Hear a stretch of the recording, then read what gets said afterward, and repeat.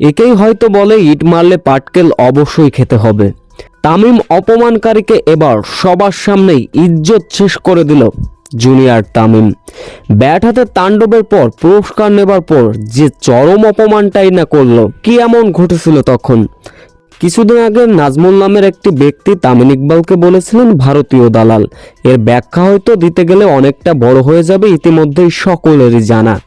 এদিন অবশ্য ঢাকা ক্যাপিটালসের বিপক্ষে দুর্দান্ত ব্যাট করেছিলেন তামিম, যেখানে ঢাকার দেওয়া 131 রানের লক্ষ্যমাত্রা তাড়া করতে নেমে তামিম 29 বলে 50 তুলে নেন।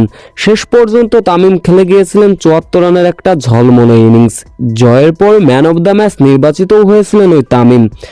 তামিমকে পুরস্কার দেবার সময় ছিলেন আসিফ আকবর এবং সেই নাজমুল। পুরস্কার নিলেন তামিম, তামিমের দিকে হাত বাড়িয়ে দিলেন সেই নাজমুল, কিন্তু হাতটা মেলালেন না তামিম।